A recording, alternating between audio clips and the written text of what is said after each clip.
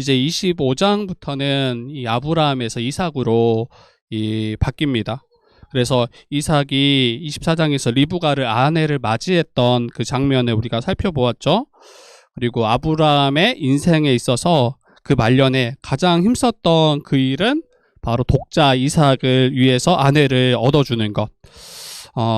물론 이제 결혼 당사자가 자기의 배우자를 택하는 것도 흔한 일이에요. 그리고 그때 당시에도 자기가 원하는 그 배우자를 이제 택해서 결혼하는 일이 종종 있었고 왕왕 있었죠. 그런데 이제 24장을 볼 때는 그 아브라함이 자기 아들 이삭을 위해서 먼 이제 자기 고향까지 사람을 보내서 짝을 맺어주는 것을 우리가 봤습니다. 그래서 왜 이토록 먼 지역까지 보내서 오랫동안 그 먼 길을 보내서 이 아내를 얻게 하는가 할 때 이 언약의 자손이 이어져 가는 일에 있어서 굉장히 중요한 한 지점이 바로 좋은 믿음의 배우자를 만나도록 하는 것, 이것이 굉장히 중요하다라고 이야기했습니다. 그리고 믿음의 좋은 배우자로 자라가도록 그의 부모들이 힘써야 된다라고 이야기했죠. 그리고 믿음의 좋은 배우자를 그가 되어질 뿐 아니라 또 그러한 배우자를 만나도록 교회가 함께 힘써야 되는 일이라고 같이 나눴습니다. 이 믿음의 배우자를 얻는 것, 결국 언약에 속한 자들이 믿음의 가정을 세우는 일과 굉장히 밀접한 관계가 있기 때문이라고 함께 나눴습니다. 그리고 가장 중요한 것은 여러분 그 일에 있어서 그 길을 인도하시는 분은 하나님이세요. 가장 순적하게, 가장 순탄하게. 그래서 하나님께서 그 가정을 이루어 가시고 또 언약을 이어가는 그런 믿음의 가정으로 세우시는 그 주된 가장 중요한 그 주체는 바로 하나님이십니다.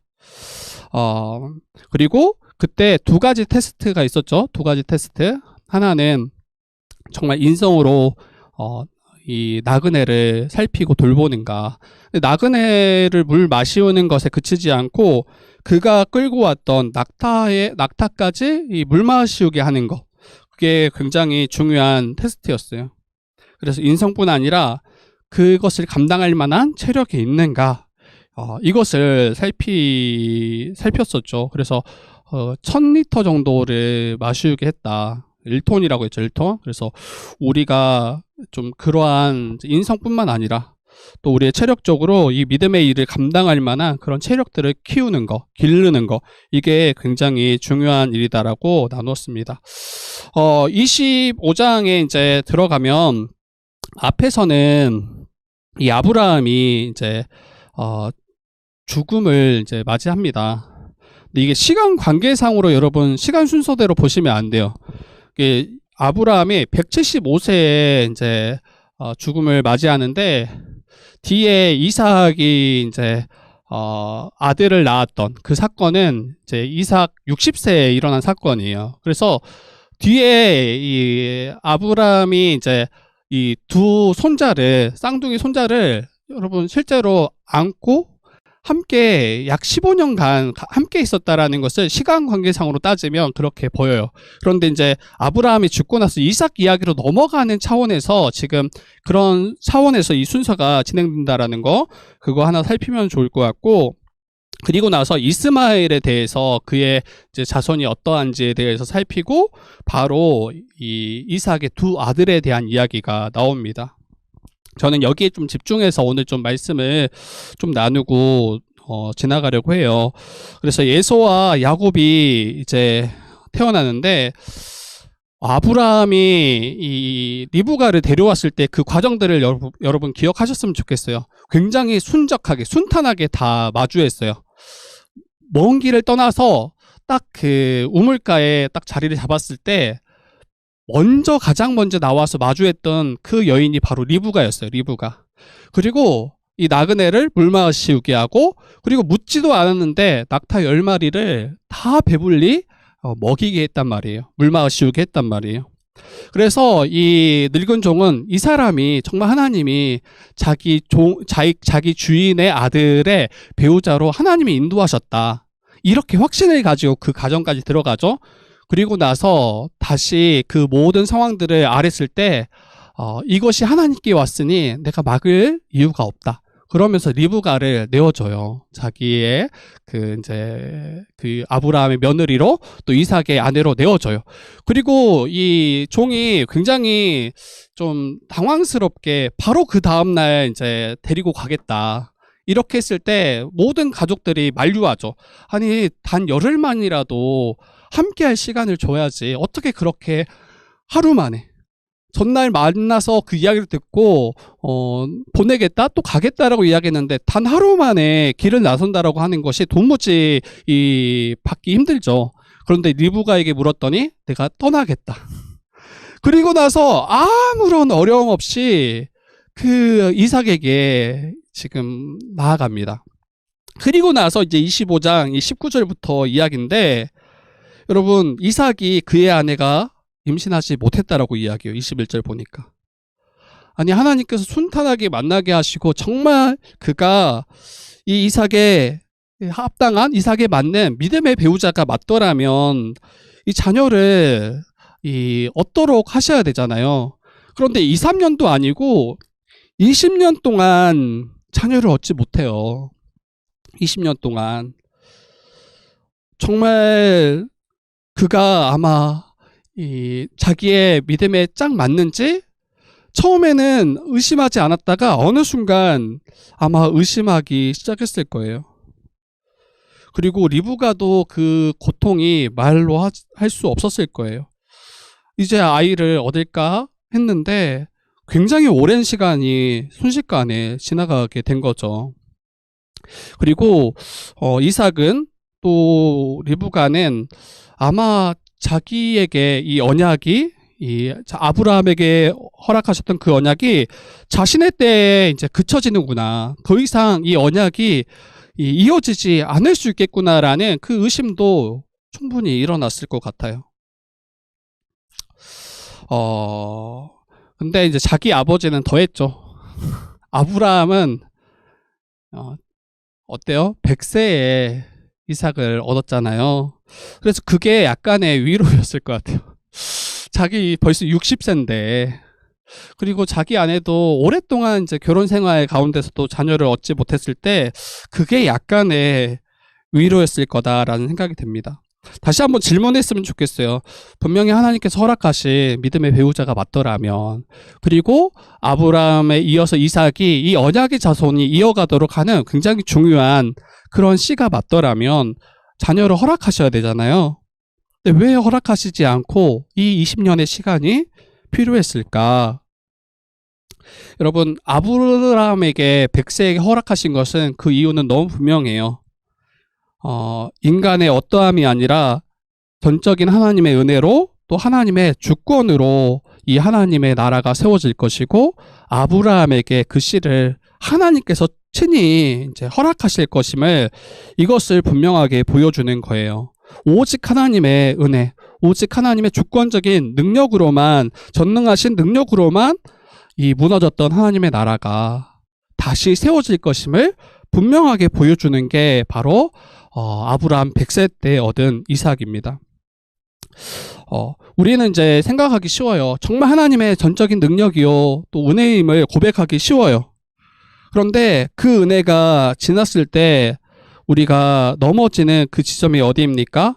착각하는 그 지점은 마치 그 다음부터는 우리의 힘과 우리의 능력으로 그 언약을 마치 성취할 수 있을 것처럼 여긴다라는 거예요. 하나님께서 가장 어려운 일을 이루어 주셨으니까 이제 내가 한번 열심히 한번 해보겠다라는 거예요. 내가 한번 맡아보겠다라는 거예요. 그래서 이 여호와 하나님, 그 하나님을 의지하지 않고 또다시 나의 힘, 나의 어떠한 경험, 나의 어떠한 지혜를 의지하며 살아갈 때가 있습니다. 다시 기억해야 돼요. 그 20년이 그것을 분명하게 다시 바라보도록 하는 시간이었다라고 생각이 됩니다. 정말 이 놀라운 은혜를 시작하신 분도 하나님이실 뿐 아니라 그 모든 것 하나하나를 이루어 가시는 분도 여호와 하나님이심을, 모든 것이 은혜 아니고서는 감당할 수 없음을, 이것을 잊지 말아야 돼요. 근데 우리는 정말 그런 것 같아요. 나의 구원을 허락하심이 하나님임을 고백하지 않는 이가 없어요. 전적인 은혜임을 고백하지 않는 이가 없어요. 그런데 우리가 신앙으로 살아가는 그 삶은 은혜를 붙잡고 의지하기보다는 또 나의 어떠한 나의 노력으로 이 일들을 이루어 가려고 하는 우리의 그런 믿음 없는 그 모습들을 마주하기도 합니다. 이삭과 리브가 사이에 자녀를 얻음도 마찬가지입니다. 하나님께서 허락하시지 않는다라면 그리고 하나님께서 그 신실하게 일하시지 않는다라면 아브라함에게 맺어주셨던 그 언약은 실패할 수밖에 없는 언약이에요. 오로지 하나님의 전능하심, 그 신실하심을 온전히 의지하고 굳게 붙잡을 때, 믿음으로 나아갈 때 이게 우리에게 가능한 일인 것입니다. 주의 뜻 교회를 생각할 때도, 우리 교회를 생각할 때도 저는 마찬가지라고 생각해요. 제가 담임 목회자이지만 이 주의 뜻 교회를 개척하게 하신 이도 저는 하나님이라고 정말 믿어요. 그리고 그 모든 일을 이루어 가시는 분도 저는 하나님이라고 믿어요. 저는 그저 숟가락 하나 얹었구나라는 생각이 들어요. 또 어떤 분은 숟가락 얻은 게 마치 굉장한 일인 것처럼 생각할 수 있는데 그렇지 않다라는 거예요. 진짜 그 일을 시작하시고 이루어 가시는 그 모든 일 가운데 하나님이 우리와 함께 하시지 않는다라면, 하나님이 신실하게 우리를 위해서 일하시지 않는다라면 우리는 도무지 감당할 수 없음을 이 개척한 지 한 3년 가운데 늘 고백하고 마주하게 됩니다. 제가 다시 한번 생각해 봤어요. 우리 개척을 준비할 때부터의, 그리고 그 과정들, 그리고 지나왔던 3년, 정말 다시 아무리 생각해도 하나님의 은혜 아니고서는, 그 은혜가 우리 가운데 신실하게 허락되지 않고서는 이게 불가능했다. 누군가 제게 물어볼 수 있어요. 목사님 어떻게 개척했어요? 또 주변에 이제 개척을 준비하시는 분들이 있어요. 그래서 제게 이제 개척의 노하우를 물으시는 분들이 있어요. 그러면 저는 이제 어떻게 준비했다라고 이야기할 수 있죠. 이야기할 수 있는데, 그렇게 하면 그러면 개척을 잘 할 수 있고, 그게 했던 여러 가지 그 일들이 이게 굉장히 중요한, 이것이 반드시 있어야 이 개척이 또 교회를 세우는 일이 가능한가, 이렇게 질문했을 때는 저는 결코 아니다라고 밖에 말할 수 없어요. 모든 시작부터 그 모든 과정 가운데 하나님이 은혜 가운데 개입하시지 않았더라면, 이끌어 가시지 않았더라면 결코 교회를 세울 수 없었겠다라는 생각이 듭니다. 저의 어떤 선택, 결정, 우리 교회의 어떤 선택과 결정이 주의 뜻 교회가 있도록 한 것이 아닙니다. 함께한 우리 지체들의 수고로 물론 교회가 세워져 가는 것도 있지만 그게 결정적이지 않다라는 거예요. 이것도 하나님의 은혜임을, 누가 우리에게 그러한 마음을 허락하셨으며 우리가 숨기도록 하셨으며 그 마음들을 이끌어 가시는가, 이거는 은혜 아니고서는 우리가 알 수 없는 거죠. 제가 냉정하게 돌이켜보면 그냥 망하는 게 맞다. 냉정하게 생각해보면 정말 그냥 망하는 게, 한 1, 2년 안에 망했던 게 이게 실제적이고 현실적이다. 그렇지 않나요, 여러분? 저만 그렇게 생각하나요? 여러분, 제가 처음 함께 개척하기로 했던 그 두 지체가 있어요. 근데 그 이전에는 정말 아무것도 없었죠. 저 혼자 꿈꾸고, 저 혼자 이 교회가 얼마나 영광스러운지 그렇게 소망하며 달려왔었죠. 그리고 두 지체를 처음 콜링할 때도 정말 그 과정이 순탄치 않았어요. 지금 생각해 봐도. 함께 하기로 했지만 어느 순간 이게 모든 게 다 뒤엎어질 만한 상황에 마주하기도 했고, 그리고 이제 그 온서울교회로 저희가 함께 하기로 했던 지체들이 함께 참여했었잖아요. 근데 저는 개인적으로는 제 생각했어요. 여기에서 잘 개척을 준비해서 또 교회를 세워갈 수 있겠구나. 한 2년? 거의 3년? 그런데 개척 준비 모임을 진짜 제대로 된 모임을 한 번도 못한 것 같아요. 그냥 저 바쁘고, 지체들 바쁘고, 뭐 이게 그렇게 그냥 근데 이제 눈 떠보니까 개척을 이제 해야 될 시기인 거예요. 여러분 이것만 봐도 이 개척이 안 됐어야 되는 게 정상이에요. 그리고 온소교회 왔을 때 괜찮았는지 아니었어요. 또 나중에 지체들의 이야기를 들어보니까 너무 힘들었었다. 그렇게 버티게 하신 것도 은혜였고, 그리고 저는 이제 따로 준비를 하지 못했지만 저와 이제 함께했던 그 지체들이 그 온서울교회에서 한 몸 한 가족으로 정말 복음으로 인해서 복음만으로 그렇게 살아갈 수 있는가? 이게 가장 결정적인 이 교회를 세우는 일에 중요한 일이었던 것 같아요. 근데 제가 어떠한 도움도 주지 못했죠. 그냥 함께 지나가다가 잘 지내니? 하고 그냥 스쳐 지나가는. 근데 너무 감사하게 하나님께서 그 두 지체를 다루시고 만지시고 또 교회에 대한 마음들을 더 가지게 하신 거. 이게 은혜 아니고는 제가 뭐 괜찮아서 잘 준비해서 저는 개척을 시작하지 않았어요.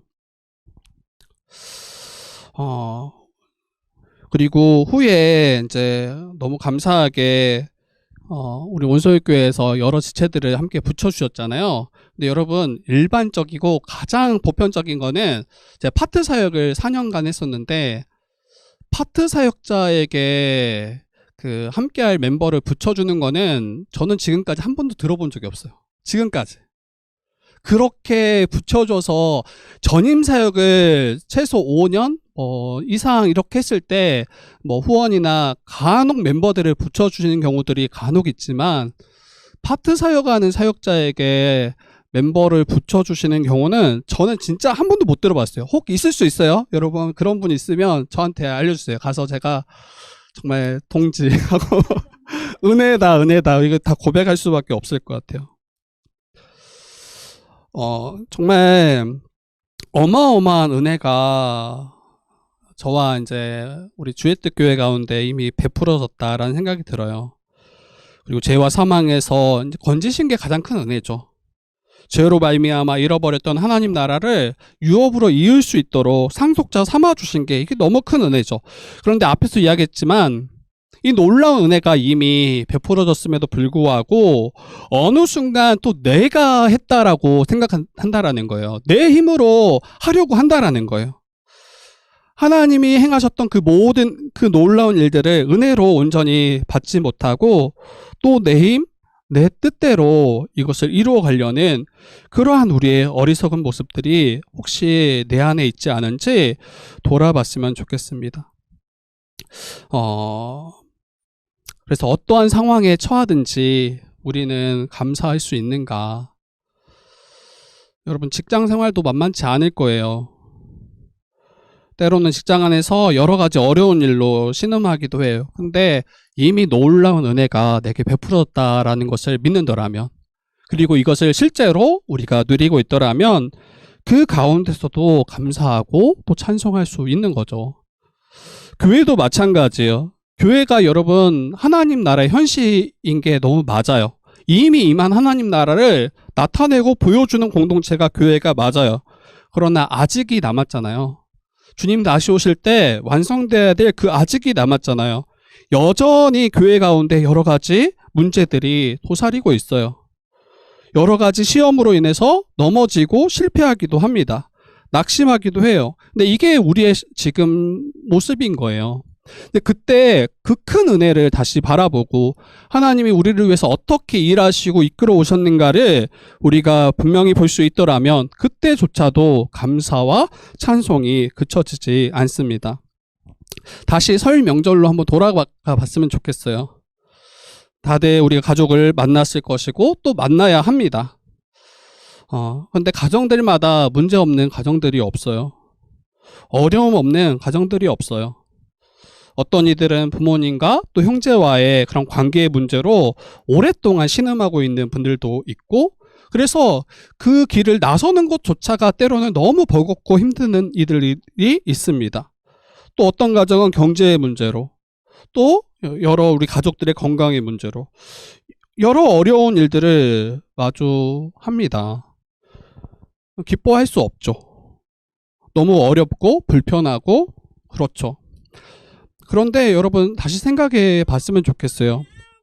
우리의 가장 근본의 그 문제가, 이 죄의 문제가 해결되어졌고, 예수로 말미암아 그 놀라운 복이 이미 우리 가운데, 내 가운데, 나의 가운데 이 베풀어졌고 약속되었기 때문에 그러한 큰 은혜를 우리가 마주하고 누리고 있더라면, 여러분 어떤 상황과 환경 속에서도 우리가 그렇게 절망하지 않을 거예요. 도리어 감사하고 찬송할 수 있습니다. 그러한 찬송과 감사가 나의 삶 가운데 정말 있는가, 다시 한번 좀 우리가 돌아봤으면 좋겠어요. 그때 우리의 가족들이, 우리의 주변에 있는 수많은 이웃들이 물을 거예요. 분명히 이 상황이 불편하고 어렵고 피하고 싶은 자리가 너무 많은데, 그때 너는 어떻게 이 자리에 나와 함께 할 수 있고 나를 위해 그렇게 수고할 수 있느냐라고 입 밖으로 묻지는 못할 수 있겠지만 속으로 물을 거예요. 대단하다. 그리고 어느 순간 그가 믿는 그 주님을 나도 믿고 싶다라고 마음이 들 겁니다. 여러분, 다시 우리를 세우시고 이끄시는 그 하나님의 은혜를 우리가 가볍게 여기지 말았으면 좋겠고, 잊지 말았으면 좋겠어요. 우리 이제 결혼한 가정, 그리고 새롭게 자녀를 출산한 가정, 여러분 이제 시작이에요. 이제 광야가 시작되었다. 이제 광야가 시작돼. 벌써 이미 알 수 있어요. 여기 이제 천국인 줄 알았는데 보니까 광야야. 여러분 이게 시작이라니까요. 그때 이제 주님의 은혜를 바라보실 수 있어야 돼요. 그때 찬송하실 수 있어야 돼요. 네, 두 번째로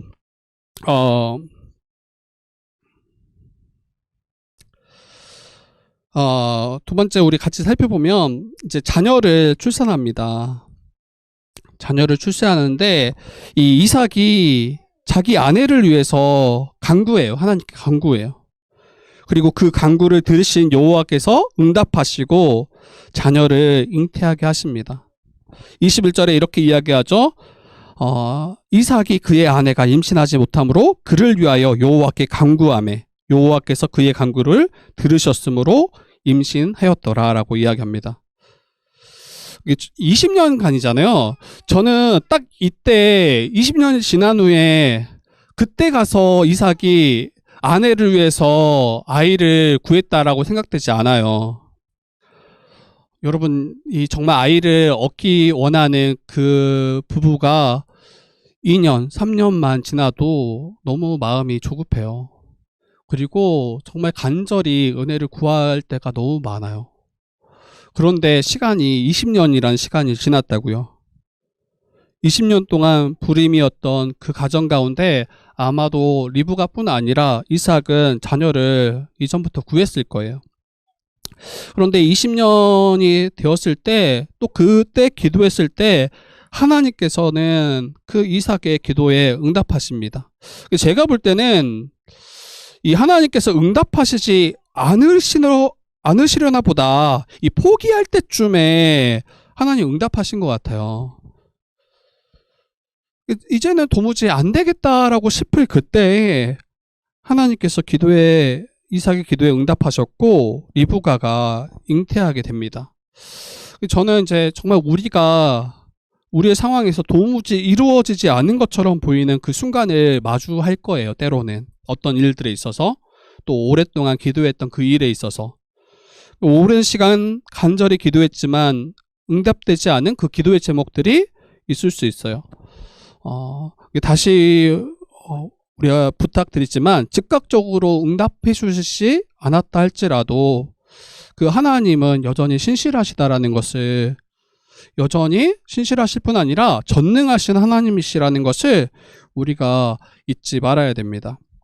그리고 그 하나님을 신뢰함으로 계속해서 간구하실 수 있어야 돼요. 이게 하나님이 우리에게 바라시고 원하시는 일인 것 같아요. 그리고 하나님께서는 그 하나님의 때에 그 언약을 성취하시고 응답하시며 또 우리에게 복을 허락하시는 분이심을 우리가 기억해야 됩니다. 이걸 단순히 나의 안위를 위해서 기도하라 이런 말은 아니에요. 단순히 나의 필요를 위해서 기도하라 이런 말은 아니에요. 이걸 기도하지 말라는 말은 아니에요. 이거 헷갈리겠는데 갑자기. 그러니까 이 지금 여기에서는 언약의 성취에 대한 이야기를 하고 있다라는 거예요. 그리고 우리의 기도가 하나님의 뜻과 합한 기도라면 우리의 상황과 환경을 뛰어넘어서 하나님은 응답하실 수 있는 분이심을 우리가 기억하셔야 돼요.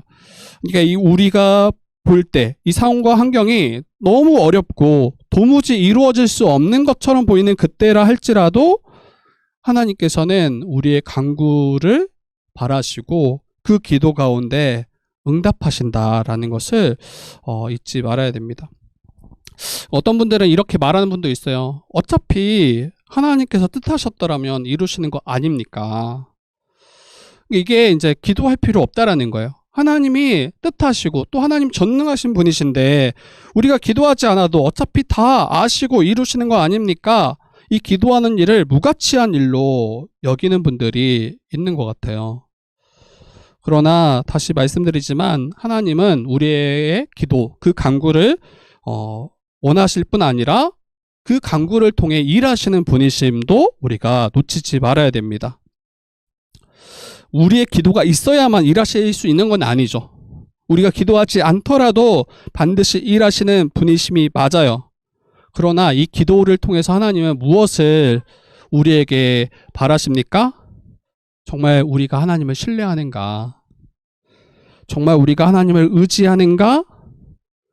그 믿음으로 하나님께 나아가는가? 이 기도가 그것을 가장 잘 보여주는 통로인 것 같아요.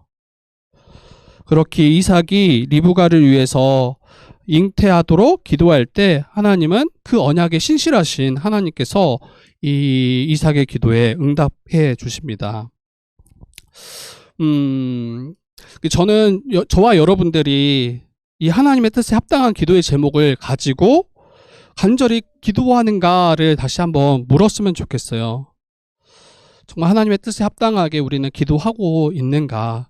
기도를 그만큼 가치 있는 일로 여기고 그 기도하는 일에 힘쓰고 있는가? 아니면 기도를 무가치한 일로 도무지 내 기도에 어떠한 응답도 아무런 역사도 일어나지 않을 것처럼 여기며 기도하기를 쉬고 있지는 않는가 돌아보셨으면 좋겠어요. 조금 더 들어가서 적용하자면 여러분 교회를 위해서 기도하셔야 돼요. 여러분이 교회를 위해서 기도하지 않아도 하나님은 교회를 살피실 거예요. 그러나 여러분의 기도를 통해 교회를 세워가신다라는 것도 이것도 놓치지 말았으면 좋겠어요. 성경이 말하는 그러한 성경적 교회가 되어지도록 그러한 교회로 세워갈 수 있도록 여러분들이 간절히 기도하셔야 돼요. 성경이 말하는 그 목회자로 제가 자라갈 수 있도록 여러분의 기도가 정말 필요해요. 그리고 성경이 말하는 그러한 세상과 구별된 성도로 우리 한 사람 한 사람이 함께 세워져 갈 수 있도록 우리가 서로를 위해서 기도하는 것이 너무 필요해요. 여전히 부족해요. 여전히 하나님 백성의 그 백성의 기준에 부적합한 자들이 바로 저와 여러분들이에요. 그런데 우리의 그 기도를 통해서 하나님께서는 계속 우리가 하나님을 닮아가고 또 세상과 구별되어서 거룩한 자로 살아가도록 하는 그 힘과 능력을 허락하십니다. 이게 바로 하나님이 우리에게 바라시고 원하시는 일이에요. 간절히 기도하실 수 있어야 되고 교회뿐만 아니라 가정을 위해서도 기도하셔야 돼요. 성경적인 가정을 세워갈 수 있도록. 그리고 이 일에 있어서 또 우리 가족의 구원을 위해서 간절히 기도하셔야 돼요. 오랜 시간 아무런 변화가 없는 우리의 아버지, 또 우리의 어머니, 또 우리 형제들을 볼 때 어느 순간 기도하는 일도 그쳐질 때가 있어요. 내 기도가 응답하실까? 내 기도가 능력이 있을까? 정말 우리의 상황과 환경 그분들을 볼 때 도무지 이루어지지 않을 것처럼 보이는 그때에 기도하기를 쉬지 않고 우리가 나의 부모를 위해서 또 나의 형제를 위해서 기도할 수 있어야 됩니다. 분명히 그 기도 가운데 하나님의 때에 합당하게 응답하시고 또 그 일들을 이루어 가시는 분이 우리 주님이심을 우리가 잊지 말아야 됩니다.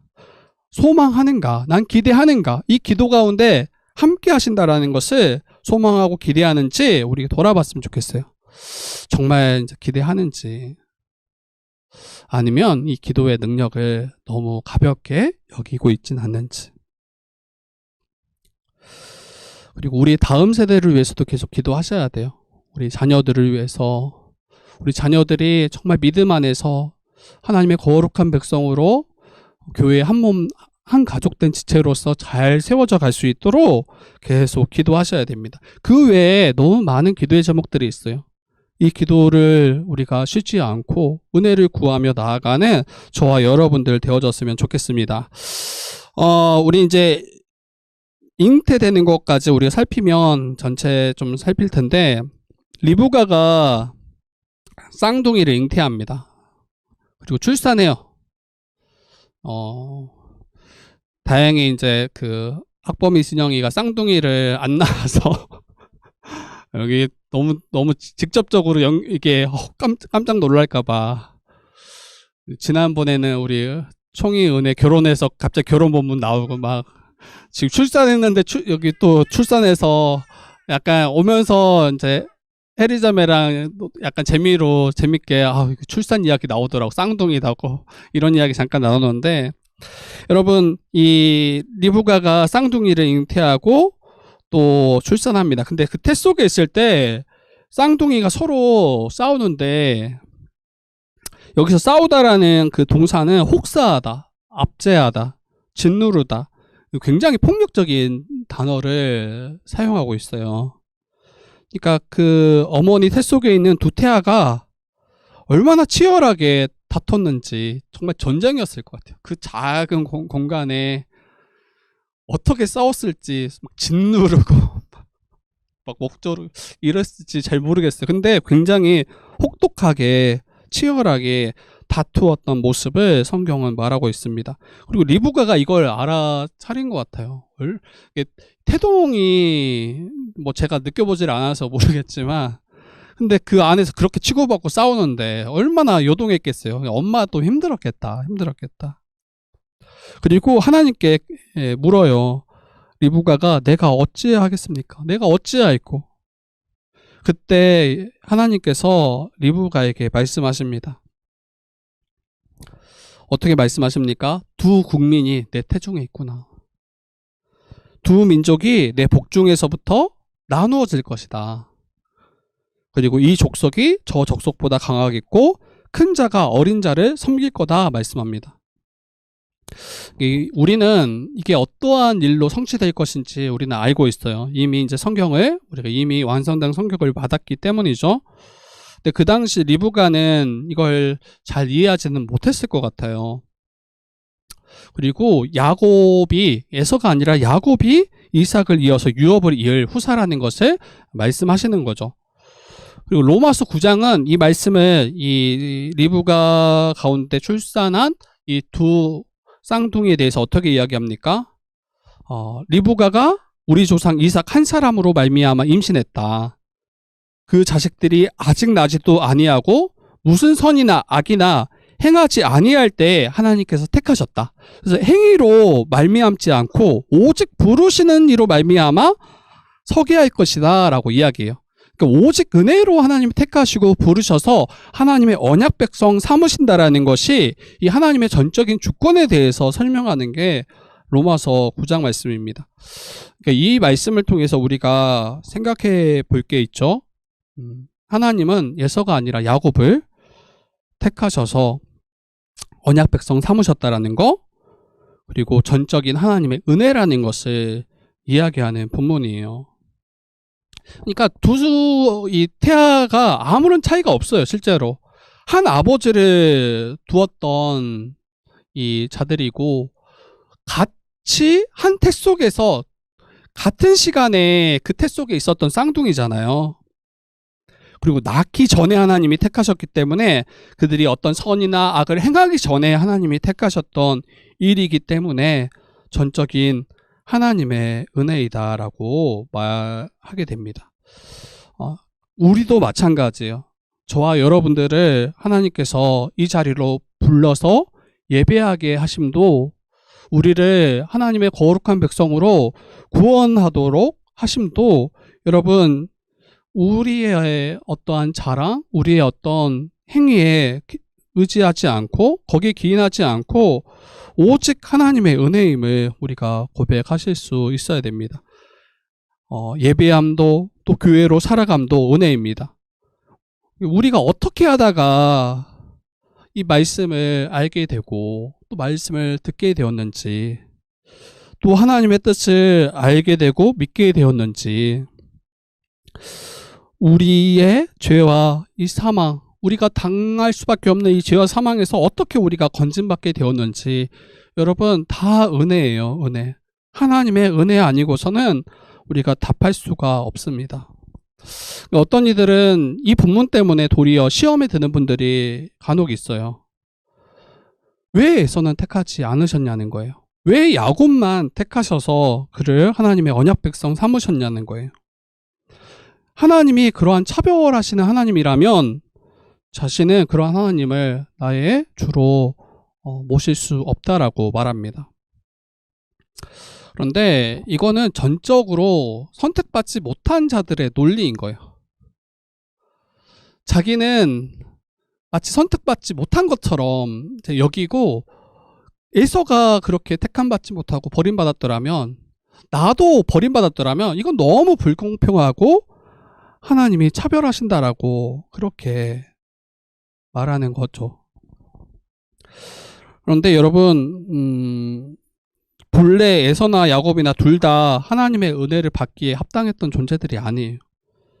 둘 다 하나님의 저주와 심판을 받기에 합당했던 자들입니다. 둘 다 망할 수밖에 없는 자, 둘 다 이제 사망 가운데 거할 수밖에 없던 자였는데, 그때 하나님께서 야곱을 택하셔서 그 사망에서 건져내신 거예요. 내가 너를 구원하겠다라고 약속하신 거예요. 이게 바로 은혜예요, 은혜. 근데 이제 택함받지 못한 자는 어찌 나를 버리십니까? 라고 하나님을 향해서 원망하죠. 그런데 어떻게 따질 수 있겠냐고요. 그가 망한 것은, 그가 사망 가운데 거한 것은 하나님이 버려두셨기 때문이 아니에요. 그의 죄로 말미암아 하나님의 저주와 형벌, 그 심판을 받을 수밖에 없는 거죠. 여러분, 사형수가 있다고 생각해 보세요. 두 사람의 사형수가 있는데 똑같은 사형수를 이제 사형에 이제 얼마 남지 않은 그 사형수 앞에서 한 사람에게는 판사가 유죄 판결을 내리고 사형을 집행하고, 한 사람에게는 무죄 판결을 내리고 그를 석방했다라고 생각해 보세요. 그때 이제 구원받은 자가 이 사형에서 이제 피할 수 있던 자가, 자유를 얻은 자가 왜 나만 구원해 주십니까? 왜 나에게 이런 차별을 하십니까? 라고 누가 그렇게 따지겠냐는 거예요. 구원받은 자는 그냥 고개를 푹 숙이고 은혜만을 고백할 수밖에 없죠. 자기도 본래 죽었어야 되는 자였는데, 자기도 본래 그 사형에 처해졌어야 되는 그런 존재였는데, 그냥 고개를 푹 숙이고 눈물을 흘리면서 정말 나를 구원한 그 은혜만을 감사하고 또 기뻐할 뿐입니다. 그게 바로 저와 여러분들이 받은 은혜예요. 저와 여러분들이. 이 어마어마한 은혜가 우리에게 베풀어졌음을 기억하셨으면 좋겠어요. 그리고 다시 한번 이야기하지만, 하나님의 전적인 우리를 택하시고 부르시고 우리를 구원하신 그 은혜 때문에 우리가 이 자리에 있다라는 거, 이것을 잊을 때, 이것을 망각할 때, 그때 다시 나의 것을 주장하고 또 하나님을 향해서 우리가 대적하는 그러한 모습들로 나아가게 됩니다. 그래서 어떠한 상황에 처하든지 나는 감사할 수 있다. 족할 수 있다. 계속 똑같은 메시지가 아주 첫 번째 단락에서도 똑같은 메시지. 우리가 받은 그 큰 은혜를 우리가 정말 기억한다면 우리는 정말 감사할 수 있죠. 그리고 마지막 그 27절에 34절 보면 에서가 장자의 명분을 팔아요. 그러니까 은혜 받은 자와 은혜로 건진받지 못한 자의 두 가지 모습으로 나뉘는 것 같아요. 에서와 야곱이 장성했고 에서는 능숙한 사냥꾼, 또 야곱은 조용해서 장막에 거주하면서 아마 막 요리를 하는 거 이런 게 약간 취미였는지 잘 모르겠어요. 그러니까 가정 일들을 많이 보았던 자가 야곱이었습니다. 근데 이삭은 에서를 사랑했고 리브가는 야곱을 사랑했다라고 이야기해요. 그래서 뭐 편애 뭐 이런 이야기 주제를 가지고 이야기하기도 하는데 뭐 저는 이제 그런 관점에서는 여기서 이야기하지 않고 이제 다른 것들을 좀 보려고 해요. 야곱이 죽을 수죠. 죽 썼습니다. 죽 썼어. 죽 썼는데 에서가 들에서 돌아와서 심히 피곤한 상태예요. 자기 형이죠. 그리고 에서가 야곱에게 내가 심히 피곤하니까 그 붉은 것을 내게 먹게 하라. 그리고 야곱은 그 에서의 상태를 봤을 때 이때쯤 이야기하면 얻을 수 있겠다라는 생각을 가지고 형에게 장자의 명분을 내게 팔라. 그러면 이 죽을 내어주겠다라고 이야기해요. 그리고 에서는 내가 죽게 생겼는데 이 장자의 명분이 내게 무슨 유익이 있겠냐. 그러면서 이 팥죽 한 그릇에 장자의 명분을 팔아버리게 됩니다. 정말 전 에서의 마음을 뭐 이해는 가요. 얼마나 배고팠을까, 얼마나 지쳤을까. 그 굉장히 모든 걸 소진하고 나서 그 한 입에 그 음식이 굉장히 간절할 때가 있어요. 그거 먹으면 다 회복되는 거예요. 당, 뭐 이렇게 사탕 하나만 넣어도 회복되는 거예요. 근데 그때 딱 마주하면 막 다른 거 안 보이고 그냥 오로지 그 음식, 이렇게 생각될 때가 간혹 있는 것 같아요. 근데 그때가 아마 에서가 이때였을지 않았을까 싶어요. 그런데 실제로는 그거 먹지 않아도 안 죽어요. 실제로는 그거 먹지 않아도 안 죽는데 죽을 것 같다라고 이야기하는 거예요. 그리고 그 장자의 명분을 그냥 가볍게 팔아버립니다. 이 장자의 명분은 아버지가 이제 돌아가셨을 때 그 아버지의 그 유업을 장자가 다른 아들보다 갑절 이상으로 이 유업을 얻습니다. 굉장히 값어치 있는 건데, 그리고 여기에서 핵심은 누가 언약을 잇는 후사가 되는가라는 그 문제예요. 그러니까 예서가 본래는 장자이기 때문에 이 이삭을 이어서 약속의 후손, 그 후사가 되어지는 게 일반적인 건데, 지금 그것을 에서는 가치 없게 여기고 내어버린 거예요. 아마도 자신이 처한 그 어려운 상황들을 피하고자 이제 장자의 명분을 버린 거죠. 그리고 제가 볼 때는 이 팥죽 아니었다 할지라도 에서는 언제든지 자기가 어떤 어려운 공경에 처했을 때, 어떤 육체적인 어려움이 있을 때 이 장자의 명분을 내어버릴 준비가 되어 있었던 사람처럼 보여요. 육신의 배고픔으로 말미암아 마치 죽을 것처럼 여기고, 그리고 장자의 명분이 무슨 소용이 있겠는가 이렇게 여기는 모습들. 근데 문제는 자신의 상태를 과장하고 또 이 장자의 명분을 내어버리기를 거리끼지 않는 것이 이 에서의 문제인 거죠. 한 가지 생각해 볼 거는 야곱은 그럼 괜찮는가 질문할 수 있을 것 같아요. 바람직한 모습이 아니에요. 야곱도 몹시 배고픈 형, 그리고 그의 약점을 누구보다 잘 아는 것 같아요. 이 팥죽 한 그릇에 형의 장자권을 얻어내려고 하는 그 시도, 이거 신자로서 안 맞죠. 옆에 있는 우리 신자가, 우리 지체가 너무 몹시 배고파하고 있는데 그 한 그릇에 뭔가 큰 득을 얻기 위해서 그렇게 속이고 이렇게 뭔가 딜하고, 여러분 이거는 우리가 바라거나 청하지 않는 모습이잖아요. 그런데 성경은 어떻게 말하냐면 이런 야곱에 대해서 향해서 어떠한 판단도 내리지 않아요. 침묵해요. 침묵해요. 그리고 다만 에서가 팥죽 한 그릇에 장자의 명분을 내어버린 그 모습에 대해서 책망해요. 우리 히브리서 신약도 마찬가지죠. 히브리서 12장에서는 이 장자의 명분을 팥죽 한 그릇에 내어 판 에서를 망령되었다라고 이야기해요. 망령되었다. 근데 이거는 너무 세속적이다라는 이야기와 같은 이야기예요. 그리고 히브리서 12장에는 그러한 자가 너희 가운데 없도록 살펴라 라고 이야기해요. 여러분, 교회에서도 이 에서와 같은 삶을 살아가는 것을 경계해야 돼요. 장자의 명분을 오늘날로 우리가 바꿔서 생각해 보면 저는 교회적 삶을 통해서 허락된 그 하나님 나라의 복으로 이야기할 수 있겠다 싶어요. 교회를 통해서 얻게 된 하나님 나라에 실현된 그 복, 그게 바로 하나님 나라의 유업에 대한 이야기인 거잖아요. 그리고 미리 얻게 된 거잖아요. 아마 우리는 복음을 알기 전에, 믿음이 있기 전에는 이 하나님께서 허락하신 이 놀라운 은혜, 또 교회적 삶을 통해서 얻게 된 이 놀라운 복을 아마 알지 못했을 거예요. 이게 얼마나 값지고 귀한지 알지 못했을 거예요. 그리고 어떤 이들은 늘상 교회 속에 속해 있었지만 그 가치를 알지 못하고 그냥 가볍게 내어주는 것들을 우리가 행하며 살았을 거예요.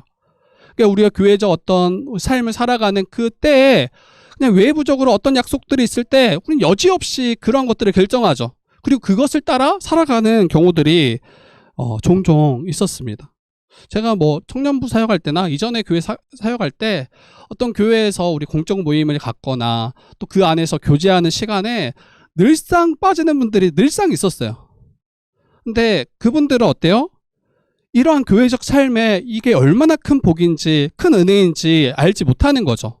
그리고 세상에서 우리에게 말하는 그것을 더 귀한 것으로 여기고 마치 그것 없으면 굶어 죽을 것처럼, 그것 없으면 마치 망할 것처럼, 마치 에서가 자기의 장자의 명분을 팥죽 한 그릇에 내어 팔았던 것처럼, 이거 안 먹으면 내가 굶을 것 같고 죽을 것 같고 이 장자의 명분이 무슨 내게 소용이 있겠느냐 하면서 너무 쉽게 져버렸던 것처럼. 또 복음을 듣고 알았지만 또 실제로 이 은혜가 얼마나 큰지 경험하지 못했을 수도 있어요. 그래서 교회에 속하여 있지만 그것을 알지 못하고 경험하지 못함으로 또 이것을 가치 없게 여기는 경우도 있을 수 있습니다. 더 문제는 이런 것 같아요. 어떤 이들은 복음을 듣고 알고 또 교회적 삶이 우리에게 얼마나 중요한지 경험하고 맛보았음에도 불구하고 이 교회적 삶을 살아가는 것을 귀하게 여기지 않는 이들도 있을 수 있습니다. 이게 이제 망령되었다라고 말하는 것과 연결될 것 같아요. 너무 세상에 속한 거죠. 그리고 세속적인 거죠. 에서와 같이 당장 장자의 명분, 이것이 내게 무슨 유익이 있겠냐라고 외치는 것처럼 우리가 주 안에서 한 몸으로 한 가족으로 살아가는 이 교회적 삶이 별 내게 유익이 없는 것처럼 여기며 살아가는 이들이 교회 안에 있을 수 있는 거예요. 히브리서 12장이 그러한 자들이 없도록 경계하라, 살피라라고 우리에게 말씀합니다. 여러분, 다시 한번 우리가 생각해 봅시다. 저와 여러분들은 이 복음을 분명히 알고 또 이 복음을 통해서 이 땅 가운데 실현된 이 교회적 삶이 이 하나님 나라의 복인지, 정말 놀라운 하나님 나라의 참된 복인지 알고 믿고 살아가는가, 아니면 이 은혜를 가볍게 여기며 내어버리며 살아가고 있지는 않는가 돌아봤으면 좋겠어요. 우리가 예배하는 이 예배의 삶이, 또 성도가 서로 사랑하고 교제하는 이 사랑하는 삶이, 또 성도가 서로 섬기며 나의 것을 아낌없이 내어주며 각자의 은사와 물질로 나의 지체를 풍요롭게 하는 그 삶이 얼마나 복되고 가치 있고 우리에게 반드시 있어야 되는 그 복이다라는 것을 믿고 알고 여기에 참여하며 살아가는지 우리가 돌아보셔야 돼요.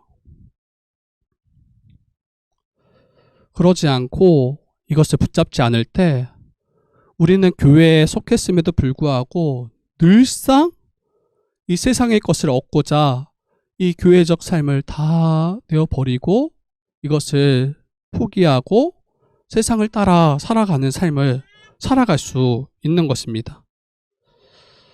여러분, 교회가 이제 저희들이 이제 가정으로 이제 구성원들이 바뀌어가는 것 같아요. 이제 결혼한 가정 커플들이 더 많아졌어요. 제가 보니까 이전에 우리가 솔로일 때보다 예전에는 저희 시작할 때는 절반 이상이 다 솔로였어요.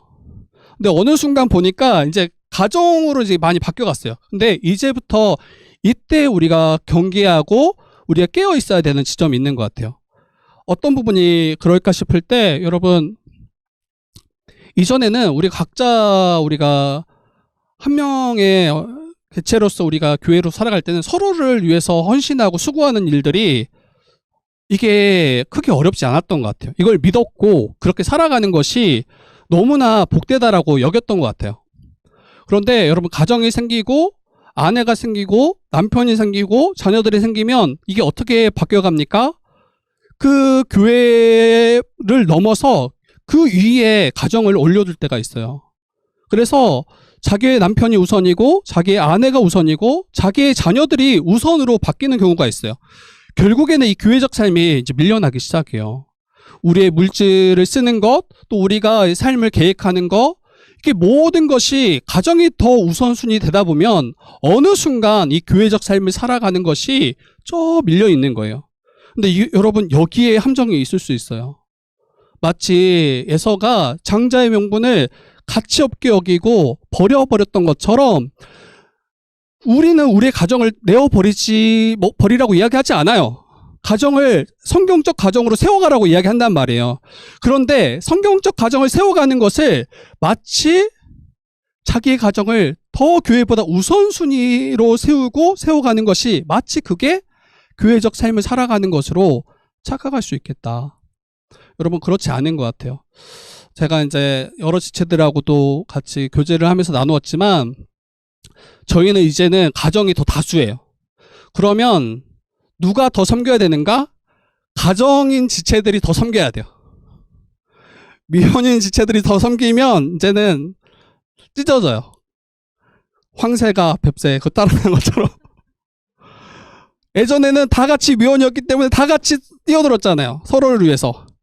그런데 이제는 가정이 더 훨씬 많아졌어요. 그러면 그 소수가 전체를 위해서 더 열심히 뛰어들면 그 소수가 너무 힘들다고요. 그러면 어떻게 해야 되냐면, 여러분, 가정도 우리가 살피겠지만 그 가정을만을 위하지 않고 정말 나보다 연약한 또 소수로서 혹시나 어려워할 수 있는 그런 지체들을 함께 돌보고 살피고 그들을 위해서 뛰어드는 게 필요해요. 그러려면 어떤 부분에서는 가정에 있어서 포기해야 될 게 있는 거예요. 근데 이것들을 우리가 잊지 않았으면 좋겠어요. 아마 우리는 더 넓은 집, 더 좋은 자동차, 더 좋은 아이들의 어떤 학업, 이걸 위해서 많은 걸 쏟아 부으려고 할 거예요. 그러면 우리는 이러한 시간이나 물질의 한계가 있기 때문에 결국에는 다른 한쪽이 비단 말이에요. 이게 정말 지혜를 구하셨으면 좋겠어요. 왜 하나님께서 가정을 이루게 하셨는가? 왜 우리를 가정으로서 존재하게 하셨는가? 결국에는 돕는 배필되게 하심이잖아요. 그런데 단순히 가정 안에서의 돕는 배필이 아니라 교회로서 함께 돕는 배필로서 함께 살아가도록 우리를 가정으로 부르셨고 또 교회로 부르셨다라는 거. 이게 긴밀하게 함께 맞물려 가야지, 그렇지 않으면 결국에는 이 에서가 넘어졌던 그 자리에 우리가 함께 넘어질 수밖에 없는 겁니다.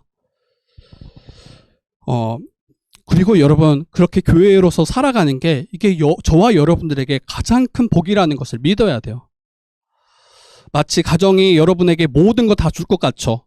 그런데 복음을 떠난 가정, 또 성경적으로 세워지지 않는 그 가정은 결국에는 여러분에게 그 공허함을 더 키워줄 거예요.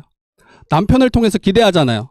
아내를 통해서 기대하고 자녀를 통해서 기대하는데 그것이 실제로 그분을 통해서 잘 안 된다고요. 교회가 이걸 함께 도우지 않고서는 그 지체를 돕고 함께 가장으로서 합당하게 같이 함께 세우지 않고서는 아내 홀로는 안 된다고요. 자녀도 마찬가지고 아내도 마찬가지예요. 그래서 여러분 교회로서 함께 자라가고 살아가고 서로가 서로를 위해서 살피는 것이 이게 얼마나 큰 복인지 이것을 귀하게 여겼으면 좋겠어요. 안 그러면 내다 버린다고요. 그리고 팥죽 한 그릇 붙잡고 그 먹을 때 그 기쁨 얼마나 맛있어요. 그거에 빠져서 또 헤어나오지 못하고 그게 마치 전부인 것처럼 여기며 살아간다고요. 그런 지체가 한 명도 없었으면 좋겠어요. 정말로. 제가 왜 이렇게 이야기할 수 있냐면 저는 이미 가정을 지나왔고 또 이미 이제 큰 공동체에서 이러한 것들을 너무 많이 마주하며 지내왔어요. 가정은 여러분 또 우리 미혼인 지체들도 마찬가지예요. 자녀를 하나 출산한다라는 거는 그냥 한 명 더 생기는 게 아니잖아요. 엄청난 시간과 에너지와 물질이 들어가는 일이기도 해요. 근데 이걸 이제 서로가 이해하지 못할 때가 많아요. 그래서 이전만큼 아마 더 뛰어들지 못할 거예요. 가정이 있는 지체들은. 그리고 단순히 두 사람만의 관계가 아니라 새 가족이 한 개 더 생긴 거예요. 그래서 무조건 우리가 감당해야 될 그 의무들이 훨씬 많이 늘어나기도 해요. 그래서 이런 부분들에 대한 이해가 서로가 있어야 될 것 같고 아까 이야기했던 것처럼 함께하는 우리 지체들을 정말 한 몸 한 가족으로 우리가 여기며 살아가는가. 그래서 우리 주의 뜻 교회가 전적인 하나님의 은혜 가운데 그리고 그 은혜를 받은 자로서 망령된 자와 같이 세속의 것에 쫓는 것이 아니라 그 하나님 나라의 유업, 그 교회적 삶을 귀하게 여기고 살아가는 우리 모두 되기를 주님의 이름으로 축복합니다.